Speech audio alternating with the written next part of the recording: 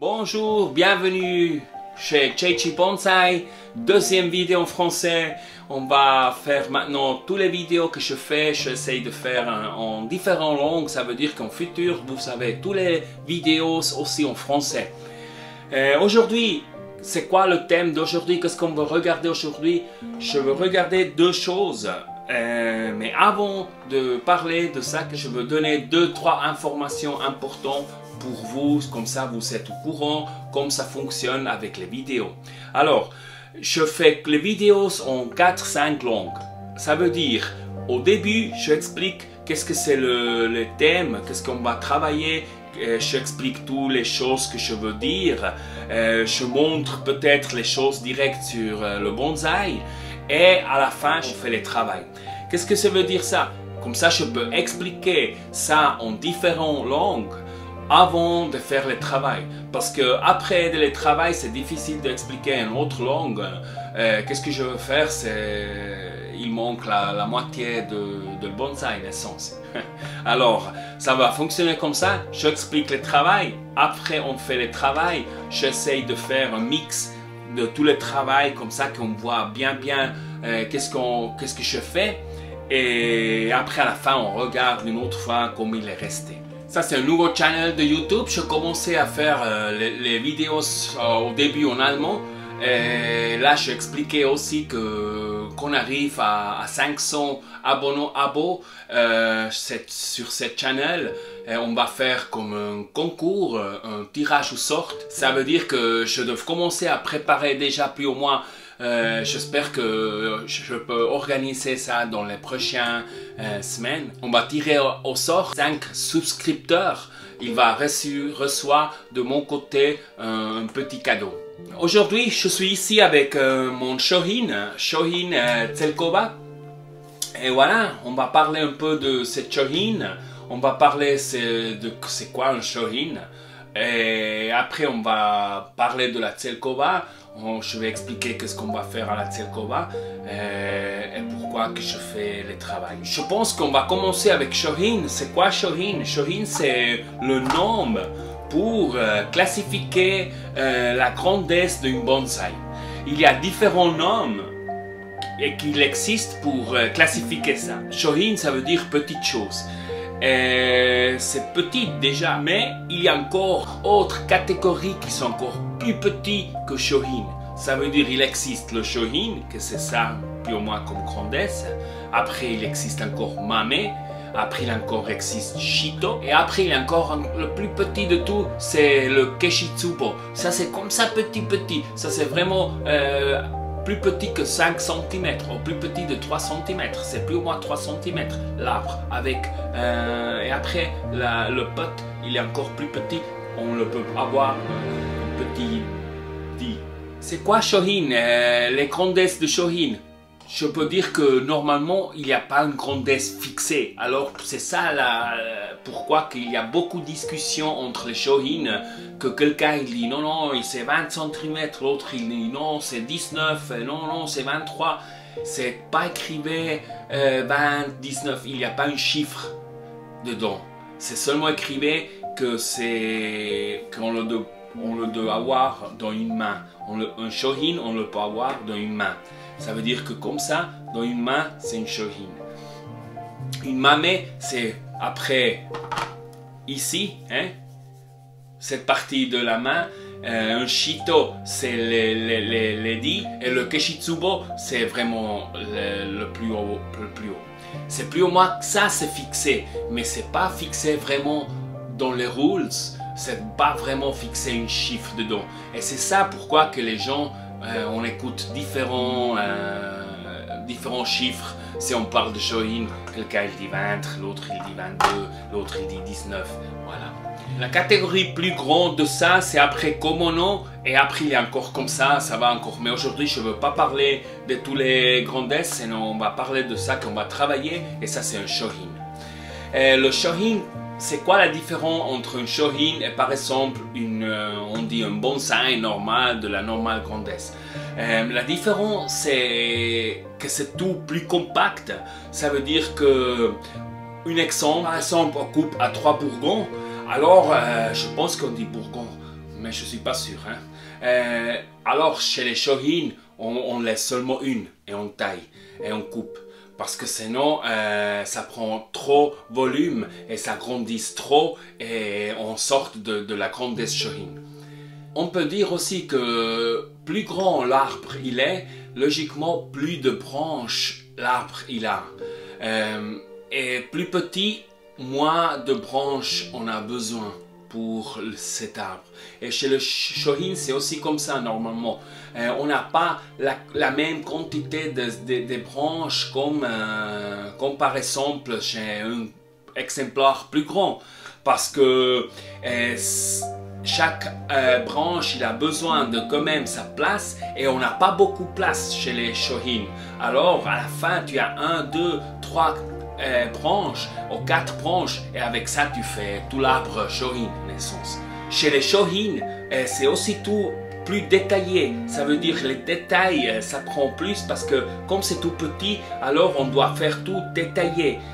Et quand on parle de shohin, vous avez un petit pot, hein, le pot il est plus petit, ça veut dire que le risque que ça sèche c'est plus grand, alors on doit donner plus de l'eau, pas plus de l'eau, mais suivant on doit donner l'eau. Et si on doit donner suivant l'eau, alors c'est aussi la même chose avec le écrase. Et on doit logiquement écraser plus si on donne plus de l'eau. Parce que il y a plus de circulation de l'eau, alors on a besoin aussi d'écraser plus suivant. J'espère que je me peux expliquer un peu en français. C'est ça les points plus importants, je pense, qu'on regarde avec les shohin. Si on parle de la tselkova, ça c'est une tselkova japonais, c'est une tselkova japonais. Il est déjà pareille année avec moi. Il est aussi déjà, c'est pas un jeune, hein, il y a quand même peut-être déjà 17 années cette petite arbre. Alors, ouais, c'est maintenant le tour de faire la prochaine étape. Et on va couper des branches que ça prend la place une branche à l'autre. On va couper des branches qui va de gauche à droite, par exemple. On va vraiment organiser un peu la structure comme ça que chaque branche il a sa place et ça ne croise pas avec des autres branches. Et comme ça que les feuilles de chaque branche, il a aussi la place pour avoir. Parce que sinon, si on a le problème que on fait comme ça avec les branches, hein, logiquement cette branche, il prend toute la lumière à cette branche ici en bas. Alors c'est pas jamais c'est bon. Si on fait comme ça, alors ça il a sa lumière et ça il a son soleil, c'est parfait. C'est comme ça qu'on regarde maintenant aussi quand on coupe les branches. C'est ça que je vais faire. Je vais compacter aussi, comme j'expliquais avant, normalement les shohin on les compacte plus que les exemplaires plus grands. Ça veut dire qu'on va vraiment couper à un bourgon maintenant et c'est ça qu'on va faire aujourd'hui. Peut-être ça qu'on va faire aussi, c'est cette branche ici. Hein, on va mettre en bas un peu, plus en bas la branche. On va mettre une file et on la prend plus en bas cette branche. Et à la fin, on le va préparer pour les jours plus chaleureux. Et on va mettre une petite surface de Speckmoos. En allemand, on dit Speckmoos. Ça, c'est de la mousse, comme on dit, mousse de forêt, mais là, c'est artificiel. Et ça, on verra sur la vidéo après comment je le mets. On va faire ce travail et à la fin, on regarde ensemble comme il est resté, comment il va commencer la nouvelle étape cette année. Ok, merci beaucoup déjà et on se voit après le travail. À plus. Ciao, ciao.